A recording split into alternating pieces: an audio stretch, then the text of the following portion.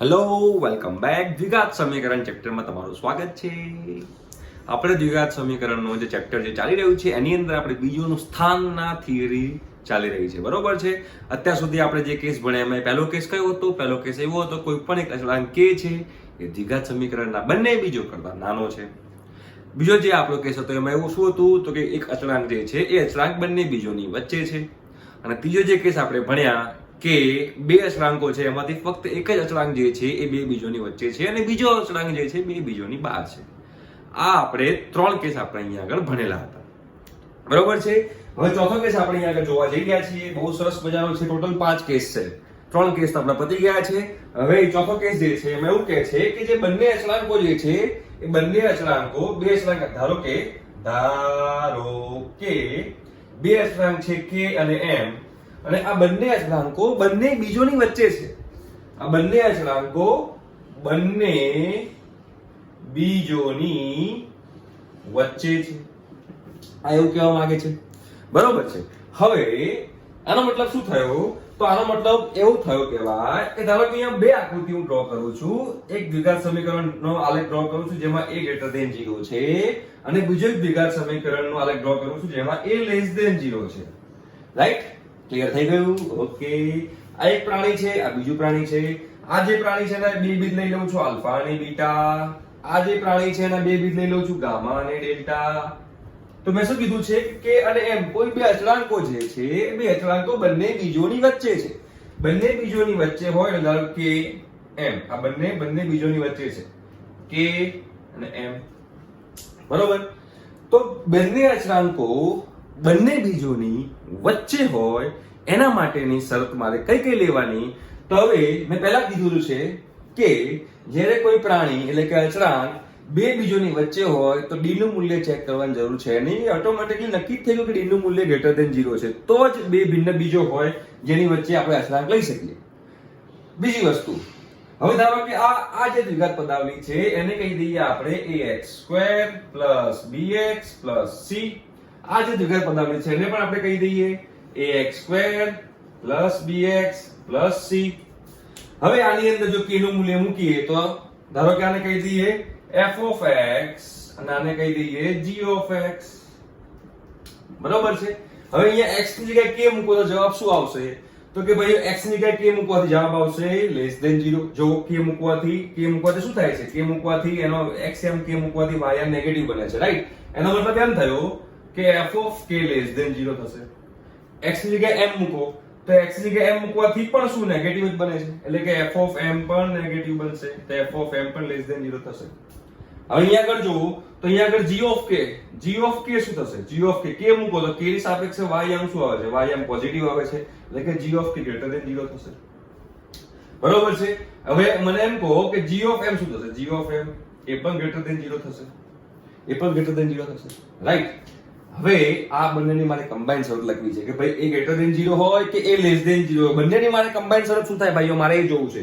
આ દ્વિઘાત સમીકરણમાં a greater than 0 હતું, આ દ્વિઘાત સમીકરણમાં a less than 0 હતું, પણ તમે જો આ a greater than 0 છે અને f of k less than 0 છે, તો a into f of k શું થશે? તો a into f of k less than 0 થશે। a into f of m એ પણ less than 0 થશે। એવી રીતે a into g of k less than 0 થશે, કારણ કે આ greater than 0 છે, આ less than 0 છે। એ જ રીતે g of m greater than 0 છે અને a less than 0 છે, તો આ બંનેનો ગુણાકાર પણ less than 0 થશે। એટલે કે જો આ બંનેની મારે કમ્બાઈન શરત લખવી હોય, કમ્બાઈન શરત લખવી હોય મારે, કમ્બાઈન શરત, તો શું આવશે? તો કે ભાઈ a into f of k જે છે એ less than 0 થવું જોઈએ અને a into f of m જે છે એ less than 0 હોવું જોઈએ, બસ। આ શરત બે, આ બે શરતનું પાલન થતું હોય, આ બે જે અસમતા છે એ બે અસમતા આપણે ઉકેલી દઈએ અને એ બેનો છેદગણ લઈ લઈએ તો આપણને ઉકેલમાં મળી જાય। આ બે શરતનું પાલન થતું હોય તો એનો મતલબ જ એમ થાય કે નંબર k અને નંબર m એ આપેલ દ્વિઘાત સમીકરણના બંને બીજોની વચ્ચે છે, એટલે k અને m બંને બીજોની વચ્ચે છે, રાઈટ? ક્લિયર થઈ ગયું? ઓકે, ક્લિયર થઈ ગયું તો આપણે એની પર દાખલો જોઈ લઈએ એટલે આપણને વધારે મજા આવશે, બરોબર? આ ચોથો કેસ પતી ગયો, વેરી સિમ્પલ।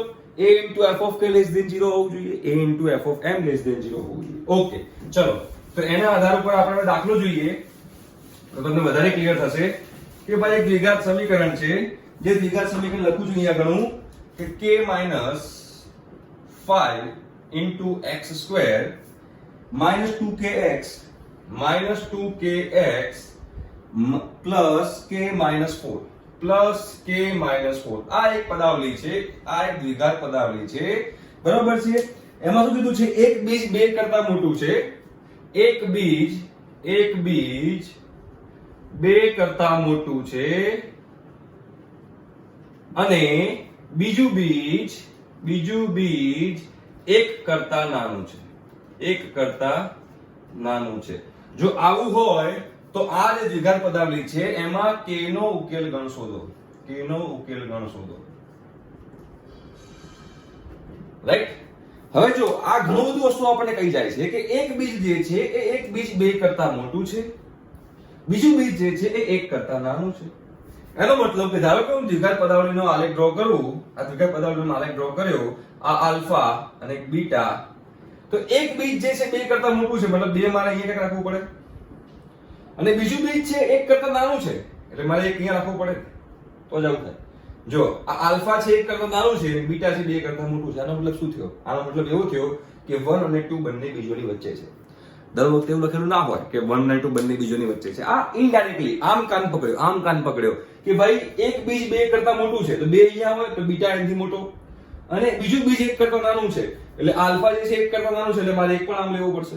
એનો મતલબ એમ થયો કે 1 અને 2 એ શું છે? 1 અને 2 બંને બીજોની વચ્ચે છે. ક્લિયર થાય છે? ઓકે, ચલો હવે આપણે અહીંયા આગળ આનો ઉકેલ ગણ શોધવાનો છે. કોનો? તો k નો. તો હવે આપણને ખબર છે કે જ્યારે બંને અચળાંકો બંને બીજોની વચ્ચે હોય, રાઈટ, તો પહેલી શરત કે અહીંયા ધારો કે k તરીકે 1 લઈ લઈએ, આપણે k તરીકે 1 લઈ લઈએ અને m તરીકે 2 લઈ લઈએ, તો કે ભાઈ a f of k તમારો લેસ ધેન 0 થવો જોઈએ, a f of k less than 0 થવો જોઈએ. એ શું છે? તો એ તમારો અહીંયા આગળ k minus 5 છે, દેખાય છે બધાને? તો અહીંયા k minus 5 into f of k, એટલે કે આ સમીકરણની અંદર જ્યાં x દેખાય ત્યાં મારે શું મૂકવાનું? 1. તો x દેખાય ત્યાં 1 મૂકો તો 1 નો વર્ગ 1 જ થશે, એટલે કે k minus 5. અહીંયા 1 મૂકો તો minus 2k, very good, plus k minus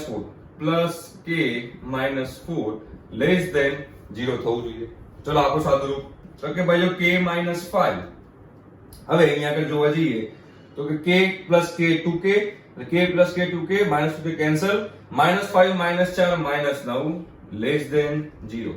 હવે -9 છે તો બંને બાજુ આપણે માઈનસ થી મલ્ટીપ્લાય કરશું તો અસમતા બદલાઈ જશે, તો કે ભાઈ k -5 ગ્રેટર ધેન 0 અસમતા બદલાઈ ગઈ, બરાબર છે? ક્લિયર? એટલે કે k ગ્રેટર ધેન 5.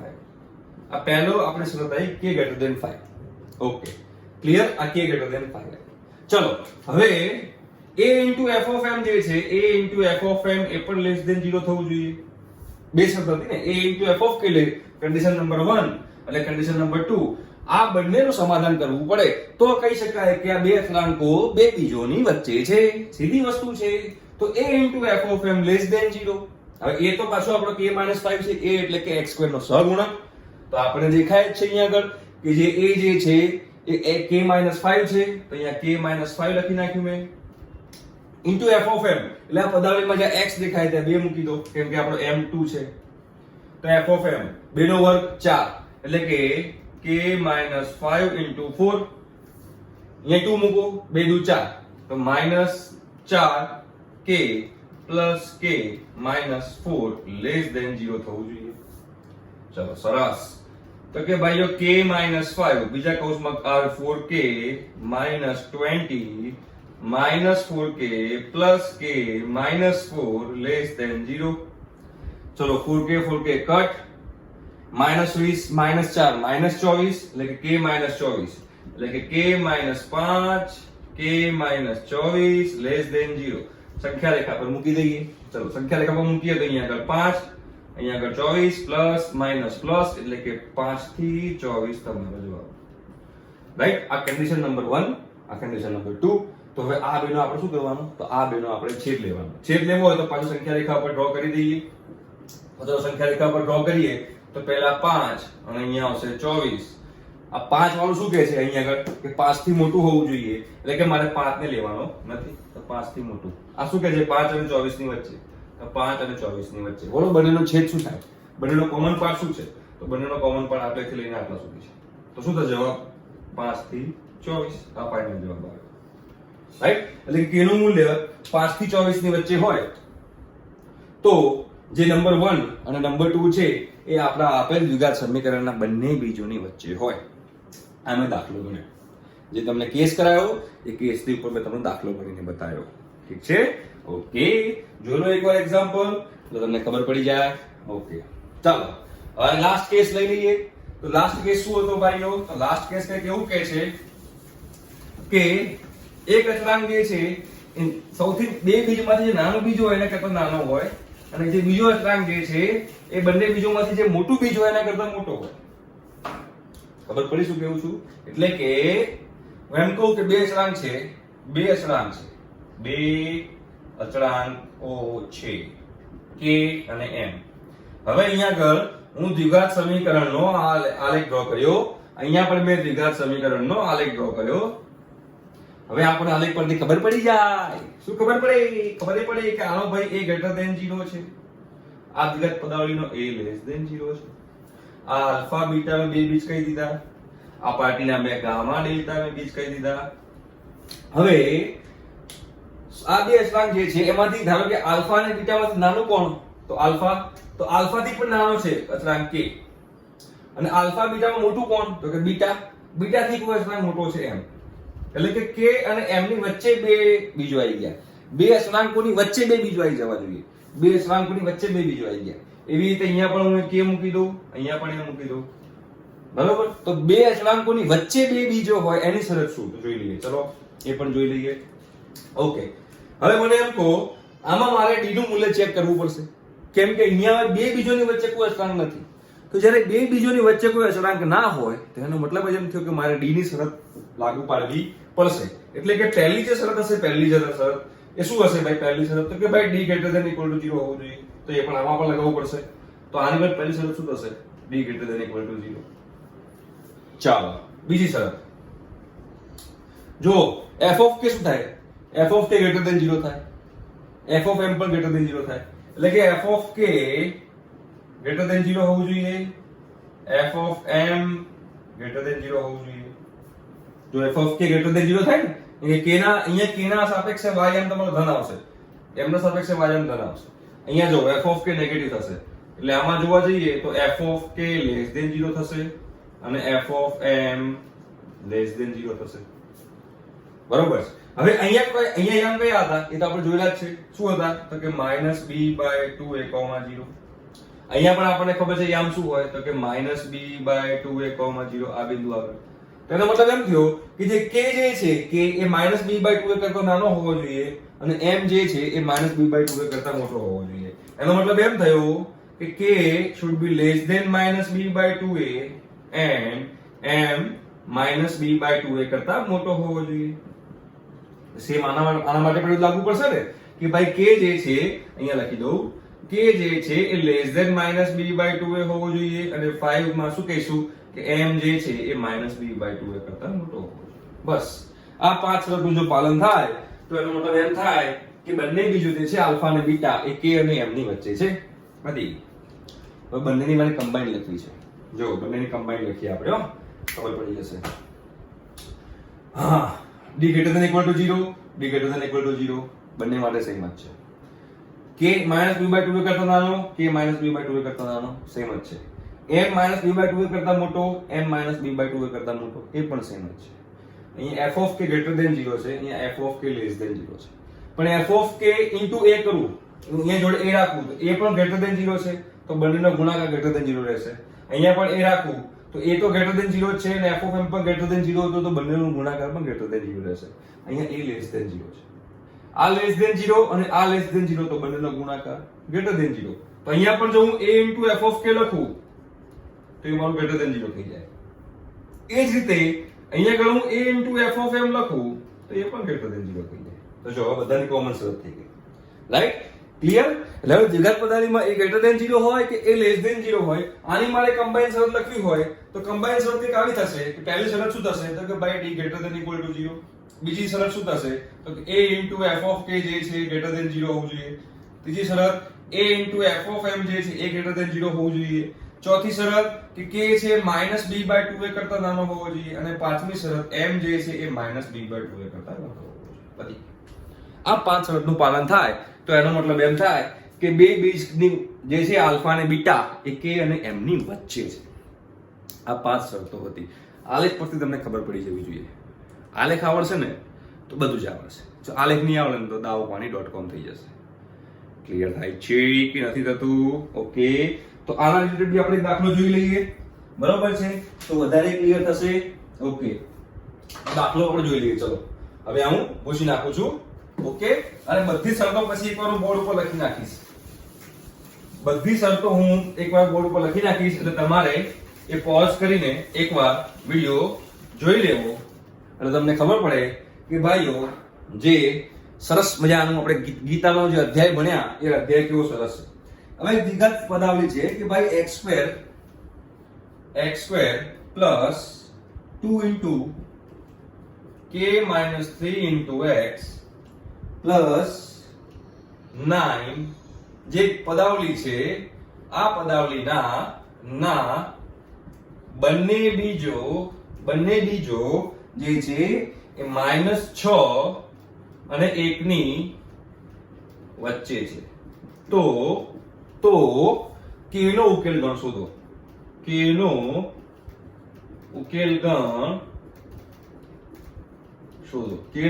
શોધો. ઓકે, ચલો બંને બીજો જે છે -6 અને -1 ની વચ્ચે છે. સિમ્પલ જ છે. ચલો તો પહેલા આપણે ખબર પડી જાય કે અહીંયા k બરાબર શું છે, તો k બરાબર -6 છે અને m બરાબર શું છે, તો m બરાબર 1 છે. પહેલી શરત શું હતી? તો કન્ડિશન નંબર 1 એ હતું કે ભાઈ d > 0 હોવું જોઈએ. ઓકે, d > 0 એનો મતલબ એમ થયો કે ભાઈઓ b² - 4ac > 0 હોવું જોઈએ. ચલો b² b તરીકે અહીંયા શું છે, તો કે 2 * k - 3. તો 2 * k - 3 no square b² -4 a તરીકે 1 છે, c તરીકે 9 છે, > 0. ચલો હવે આપણે કૌંસ ખોલીએ તો અહીંયા 2 નો વર્ગ 4 કૌંસમાં k² - 6k + 9 કૌંસ પૂરો. ઓકે, -36 > 0.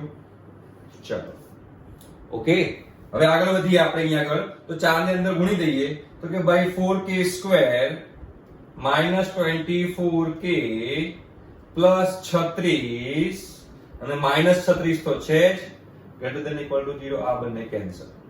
આ બંનેમાંથી કોમન શું નીકળશે, તો કે 4k. કૌંસમાં શું બચશે, તો કે k - 6 > 0. એટલે કે k - 6 > 0. તો કે ભાઈ હવે સંખ્યા રેખા ડ્રો કરી દઈએ. એમાં 0 આવશે, અહીંયા 6 આવશે, પ્લસ માઈનસ પ્લસ. આનો જવાબ થયો -∞ to 0 યોગ 6 to ∞. એટલે કે જે કન્ડિશન નંબર 1 હતી એના પરથી મને જે ઉકેલ ગણ મળ્યો એનો મને ઉકેલ ગણ કંઈક આવો. બરોબર. ચલો બીજી શરત શું હતી? તો બીજી શરત એવી હતી કે ભાઈ a * f of k જે છે એ > 0 હોવું જોઈએ.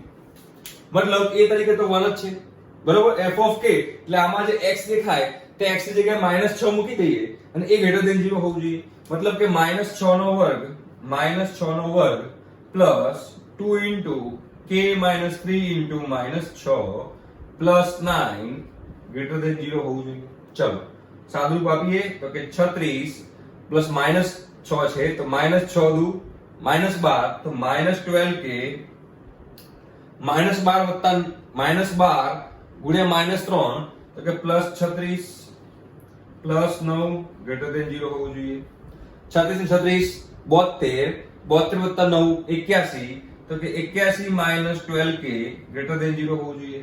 હવે અહીંયા પણ માઈનસ કોમન કાઢી દઉં છું. ચલો માઈનસ કોમન કાઢીએ તો ભાઈ 12k - 81 માઈનસ કોમન કાઢ્યું > 0. હવે બંને બાજુ માઈનસ થી મલ્ટીપ્લાય કરો તો સમતા બદલાશે. તો માટે 12k - 81 <0 માટે 12k < 81 માટે k < 81 ભાગ્યા 12 એટલે કે માટે k < 3 થી ભાગ ચાલો 27 તરી 81 અને 4 તરી 27 ભાગ્યા 4 k નું મૂલ્ય 27 ભાગ્યા 4 થી નાનું હોવું જોઈએ. બરોબર છે, k નું મૂલ્ય 27 ભાગ્યા 4 થી નાનું હોવું જોઈએ. આ બીજી શરત હતી. હવે ત્રીજી શરત શું છે? ત્રીજી શરત તો ત્રીજી શરત શું કહેતી હતું ભાઈઓ કે ભાઈ a into f of m જે છે a into f of m એ પણ greater than 0 હોવું જોઈએ. અહીંયા m તરીકે શું છે? m તરીકે 1 છે. તો મતલબ કે x ની જગ્યાએ 1 મૂકી દો અને એ પણ તમારો greater than 0 હોવું જોઈએ. તો ચલો x ની જગ્યાએ 1 મૂકી દઈએ આપણે.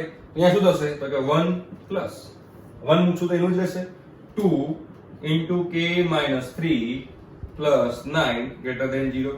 આપો સાદુરૂપ 1 plus 2k minus 6 plus 9 greater than 0. मतलब 9 ને 10 10 minus 6 4 2k plus 4 greater than 0. બરાબર છે. તો હવે 2 કોમન કાઢી દઉં શું થશે? તો કે ભાઈ k plus 2 greater than 0 એટલે કે k greater than -2. ચલો આ થઈ ત્રીજી શરત. હા હવે આ ચોથી શરત. ચોથી શરત શું હતી? તો ચોથી શરત એવી હતી કે ભાઈઓ જે આપણો શું કહેવાય k જે છે k less than -b/2 એ હોવો જોઈએ. ચલો k તરીકે -6 છે. તો અહીંયા આગળ આપણે શું કરશું હવે? તો અહીંયા આપણે એવું લખશું કે -6 less than -b/2 એ b તરીકે 2 into k -3 છે. તો -2 into k -3 b/2 એટલે 2 2 કેન્સલ 2 કેન્સલ. અહીંયા માઈનસ છે, બંને બાજુ માઈનસ વડે મલ્ટીપ્લાય કરીએ તો આ સમતા બદલાય. તો 6 greater than k -3 તો કે 6 greater than એટલે માઈનસ નો આ બાજુ આવશે એટલે કે 9 greater than k એટલે કે k less than 9 કહેવાય. આ પાંચમી શરત k less than 9 હોવો જોઈએ. બરોબર છે. અને પાંચમી શરત લઈ લઈએ કે m greater than -b/2 હોવો જોઈએ. m greater than -b/2. હા તો m ક્યાં છે? તો m1 છે. તો 1 greater than -b/2 है तो -b/2 तो h है -2 k -3 upon +2 2 કેન્સલ. અહીંયા માઈનસ છે તો બંને બાજુ માઈનસ વડે મલ્ટીપ્લાય કરીએ તો અસમતા બદલાશે. તો કે -1 greater less than k -3 -3 આ બાજુ જશે એટલે પ્લસ થી જશે એટલે 2 less than k એટલે કે k greater than 2 હોવો જોઈએ. આ બીજી શરત. જો આ પાંચે પાંચ શરતની મેં અસમતા ઉકેલી. ડેન્જર ને. અસમતા 1 નો જવાબ આ, અસમતા 2 નો જવાબ આ, અસમતા 3 નો જવાબ ક્યાં છે? આ. બરોબર છે. અસમતા 4 નો જવાબ લખેલો છે આ, અસમતા 5 નો જવાબ આ. ભાઈ પાંચે પાંચ નો મારે છેદગણ કરવાનો. તો હવે છેદગણ કરવો હોય તો એના માટે શું કરું? તો અહીંયા પહેલા હું એક આ જે છે એ હું ભૂસી નાખું રકમ. બરોબર? આ રકમ ભૂસી નાખી એટલે બધાને ક્લિયર દેખાય. ચલો હવે સંખ્યા રેખા ડ્રો કરી દઈએ પહેલા. Very good. ચલો સૌથી નાનો નંબર જોઈએ પહેલા. તો 0 છે, 6 છે, 27 ભાગ્યા 4 એટલે 6 પોઈન્ટ સમથિંગ થાય. અહીંયા 9 છે, અહીંયા 2 છે એટલે કે પહેલા 2 લઈ લઈએ. 2 પછી શું આવશે? તો 2 પછી આપણે લઈ લઈએ, આપણે જોઈએ તો અહીંયા તો -2 છે એટલે પહેલા -2 લેવું પડશે, પછી 2 લેવું પડશે. બરોબર છે. પછી 6 લેવું પડશે અને પછી 27 ભાગ્યા 4 લેવું પડશે. આવી ગયા બધા નંબર? જો 0 0 બાકી રહી ગયો તો અહીંયા 0 લેવું પડશે. 0 આવી ગયો, 6 આવી ગયો, પછી આમ ફરવા ગયા 27 ભાગ્યા 4 આવી ગયો, -2 આવી ગયો અને 2 આવી ગયો. ચલો પહેલું શું કહે છે? તો પહેલી જે અસમતા છે શું કહે છે? તો કે -∞ to 0 યોગ 6 થી ઇન્ફિનિટી. ચલો ઓકે. બીજું શું કહે છે? બીજું આ રહ્યું 27 ભાગ્યા 4 થી નાનું એટલે કે 27 ભાગ્યા 4 થી નાનું એટલે કે અહીંથી લઈને અહીંયા સુધી જ્યાં જુઓ ત્યાં જાઓ. ડન. ત્રીજું શું કહે છે? ત્રીજું -2 થી મોટું. ત્રીજું કહે છે -2 થી મોટું. તો -2 થી મોટું તો અહીંથી લઈને અહીંયા સુધી -2 થી મોટું ગમે ત્યાં જુઓ ત્યાં જવાય. બરોબર છે. ચોથું શું કહે છે? ચોથું તો કે 9 થી નાનું. 9 રહી ગયો છે ને અહીંયા આગળ. તો 9 થી નાનું. તો 9 થી નાનું લેવું હોય તો 9 થી નાનું આપણે આ લઈએ. હા 9 થી નાનું. ચલો અને આ શું કહે છે? 2 થી મોટું. પાંચમી શરત શું કહે છે? 2 થી મોટું. તો પાંચમી શરત કહે છે 2 થી મોટી. હવે પાંચે પાંચ શરત કયા ભાગમાં આવી કોમન? તો કે ભાઈઓ પાંચે પાંચ શરત જુઓ આ ભાગમાં પાંચે પાંચ કોમન આવે છે. 1 2 3 4 પાંચે પાંચ આ ભાગમાં આવી ગઈ. તો પાંચે પાંચ આ ભાગમાં આવી ગઈ તો મતલબ કે જે પાંચે શરતો જે હતી એ પાંચે શરતોનું છેદ તમારો 6 થી 27 ભાગ્યા 4 થયો. એટલે કે આ દાખલાનો જવાબ છે 6 માં લેવાનું. ના મારે 6 નહીં લેવાનું. 6 કેમ નહીં લેવાનું? કે આ પાર્ટમાં 6 નથી. તો કે 6 થી 27 ભાગ્યા 4 લેવાનું. ના એ પણ નહીં લેવાનું. તો 27 ભાગ્યા 4 આ તમારો ફાઇનલ જવાબ આવે. એટલે કે જે આપણો દાખલો ગણ્યો અને એમાં કીધું હતું કે ભાઈ k નો ઉકેલ ગણ શોધો. તો k નો જે ઉકેલ ગણ છે એ 6 થી 27 ભાગ્યા 4 છે. આપણો જવાબ સાચો છે ને? ડેન્જર હે ને? એડવાન્સ લેવલમાં પણ આ દાખલા પૂછાય છે એવા. ક્લિયર? બરોબર છે? સમજશો તો આવડશે. આમાં બે વસ્તુ બહુ કોમન છે. પહેલી વસ્તુ કે તમને આલેખ આવડતા હોવો જોઈએ. આલેખ એટલે એની શરતો આવડવી જોઈએ. શરતો આવડે પછી અસમતા. બધામાં અસમતા છે જો. અને અસમતા તમને નહીં આવડતી હોય તો દાવ થઈ જશે. અને અસમતા ક્યાંથી મળશે તમને? બેઝિક મેથ્સના ચેપ્ટરમાંથી મળશે કે અસમતા કેવી રીતે થાય. બરોબર? ક્લિયર થઈ ગયું? આઈ થિંક કે તમને ખ્યાલ આવી ગયો હશે કે ભાઈ અહીંયા આગળ બીજોનું સ્થાન જે છે એ બીજોનું સ્થાન પરથી આપણે દાખલા કેવી રીતે ગણવા જોઈએ. ઠીક છે? તો હવે આની અંદર હું આપણી જે 5 કન્ડિશન હતી એ 5 કન્ડિશન આખી એકવાર બોર્ડ ઉપર લખી નાખું છું એટલે તમને ખબર પડી જાય કે કોઈ કે જે છે પહેલી શરત કઈ હતી કે કે બંને બીજો કરતા નાના. કે બંને બીજો કરતા નાના.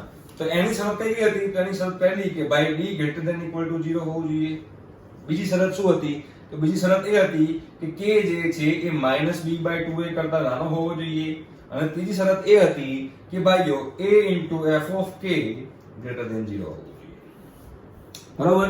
આ ત્રણ શરત પાલન થાય તો એનો મતલબ એમ થયો કે આ જે k જે છે એ બંને બીજો કરતા નાનો છે. પછી બીજો કેસ જે હતો, બીજા કેસમાં એવું હતું કે k જે છે અચળાંક એ બંને બીજોની વચ્ચે છે. બીજો કેસ આપણે આ લીધો હતો. તો આના માટે ફક્ત ને ફક્ત એક જ શરત લેવાની હતી. કઈ શરત લેવાની હતી? કે ભાઈ a f of k less than 0 હોવું જોઈએ. આપણે રેડી પેનથી લખીએ. બરોબર? આમાં રેડી પેનથી લખ્યું છે તો આપણે આમાં પણ રેડી પેનથી લખીએ. a f of k less than 0. Right? ત્રીજી શરત શું હતી? તો ત્રીજી શરત એવી હતી ભાઈઓ, ત્રીજી શરત કે બે અચળાંકમાંથી બે અચળાંક આપેલા છે, અચળાંક k અને m માંથી એક જ અચળાંક બે બીજોની વચ્ચે હોય.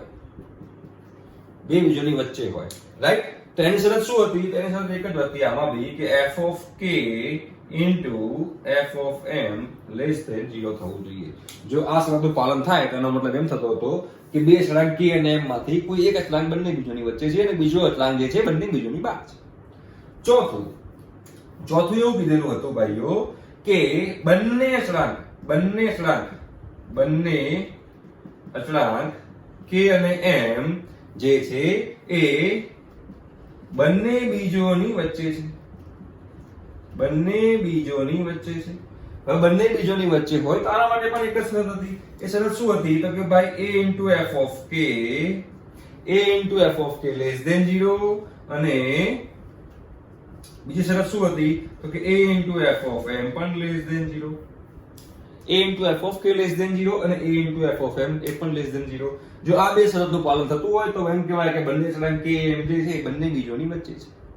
રાઈટ? અને જે પાંચમો કેસ આપણે ભણ્યા, પાંચમો કેસ એવો ભણ્યા કે ભાઈઓ બંને બીજ બે અચળાંકની વચ્ચે છે. બે અચળાંકની વચ્ચે છે.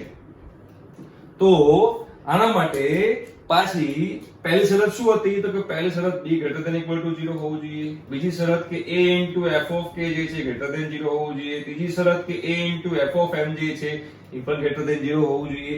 ચોથી શરત શું કહેતી હતી કે k less than -b/2a હોવો જોઈએ. અને પાંચમી શરત એમ કહેતી હતી કે m greater than -b/2a હોવો જોઈએ. રાઈટ? તો આ પાંચ કેસ આપણે ભણ્યા બીજોના સ્થાન માટે. આ થિયરી હતી બીજોનું સ્થાન. બરાબર છે? બીજોનું સ્થાન. ઠીક છે? તો આ પાંચ હતી આ કેસ માટે. ત્રણ શરત, આમાં એક, 2 અને 5 શરત.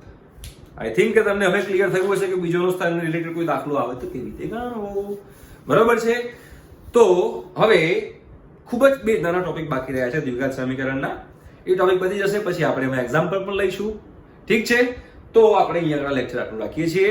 આઈ થિંક કે તમને હવે દ્વિઘાત સમીકરણના બીજોનું સ્થાન જે છે એની થિયરી તમને હવે ક્લિયર થઈ ગઈ હશે. બરોબર? તો હવે આપણે મળીશું નેક્સ્ટ લેક્ચરમાં.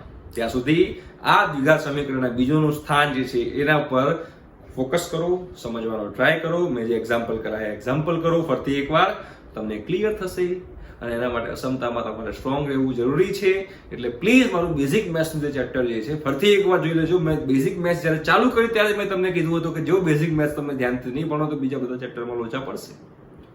ઠીક છે, તો હવે આપણે મળીશું નેક્સ્ટ લેક્ચરમાં. બાય.